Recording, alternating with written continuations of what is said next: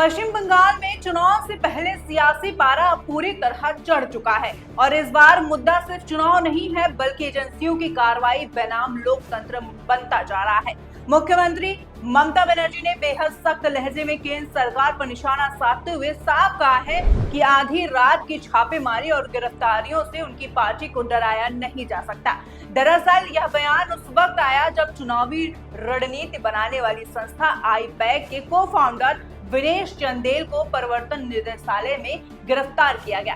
पश्चिम बंगाल मिदानपुर के पिंगला में एक रैली के दौरान ममता बनर्जी ने कहा कि अगर एक कार्यकर्ता को गिरफ्तार किया जाएगा तो उसकी जगह दूसरा खड़ा हो जाएगा और तृणमूल कांग्रेस अपनी लड़ाई जारी रखेगी। उन्होंने साफ तौर पर कहा कि पश्चिम बंगाल को इतनी आसानी से कंट्रोल नहीं किया जा सकता और उनकी पार्टी दबाव में आने वाली नहीं है। ममता बनर्जी ने केंद्र सरकार पर गंभीर आरोप लगाते हुए कहा कि चुनाव के ऐलान के बाद से लगातार एजेंसियों की कार्रवाई तेज हुई है। ईडी और केंद्रीय अन्वेषण ब्यूरो की छापेमारी बढ़ी है, नेताओं को सामान भेजे जा रहे हैं और रात में गिरफ्तारी की जा रही है।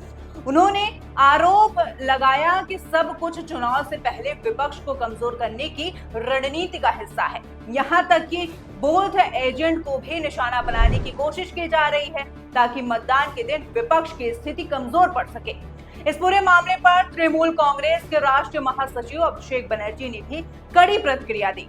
उन्होंने कहा कि चुनाव से ठीक पहले इस तरह की कार्रवाई निष्पक्ष चुनाव पर गंभीर सवाल खड़ी करती है और जो लोग विपक्ष के साथ काम कर रहे हैं उन्हें चुन चुन कर निशाना बनाया जा रहा है। अभिषेक बनर्जी ने यह भी आरोप लगाया कि जिन नेताओं पर गंभीर आरोप हैं, अगर वे पार्टी बदल लेते हैं तो उन्हें राहत मिल जाती, जबकि बाकी लोगों पर सख्त कार्रवाई होती है।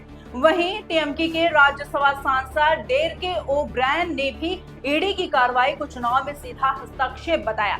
उन्होंने कहा कि यह लोकतांत्रिक प्रक्रिया को प्रभावित करने की कोशिश है, लेकिन इसके बावजूद बीजेपी को हार का सामना करना पड़ेगा। अब बात सिर्फ आरोप प्रत्यारोप तक सीमित नहीं रही है, बल्कि चुनावी माहौल में तनाव भी साफ दिखाई दे रहा है। रैलियों के दौरान ममता बनर्जी ने खास तौर पर महिलाओं से अपील की है कि अगर उन्हें वोट देने से रोका जाए तो वे डट डट कर खड़ी रहें, अपने अधिकार के लिए आवाज उठाएं। हालांकि उन्होंने यह सिर्फ स्पष्ट किया है कि वे हिंसा के पक्ष में नहीं है, लेकिन लोकतांत्रिक अधिकारों की रक्षा के लिए लोगों को सजग रहना होगा। इसके साथ ही उन्होंने एक और बड़ा सवाल उठाया कि चुनाव के दौरान इतनी बड़ी संख्या में केंद्रीय बलों की तैनाती क्यों की जा रही है, जबकि राज्य पुलिस भी शांति व्यवस्था बनाए रखने में सक्षम है। ममता बनर्जी ने लोगों से यह भी कहा कि अगर कोई अधिकारी उन्हें परेशान करता है तो उसकी शिकायत करें, क्योंकि केंद्रीय बलों का काम सुरक्षा देना है, न कि लोगों को वोट देने से रोकना।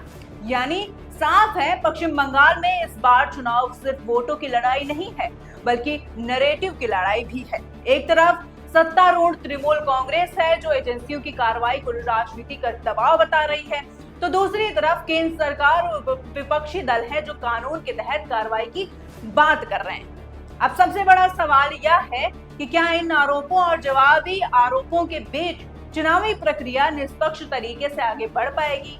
क्या एजेंसियों की कार्रवाई पर उठ रहे सवालों का कोई स्पष्ट जवाब मिलेगा? क्या पश्चिम बंगाल का मतदान इस बार किस नैरेटिव पर भरोसा करेगा? फिलहाल जैसे जैसे चुनाव करीब आ रहे हैं वैसे वैसे सियासी घमासान और तेज होता जा रहा है।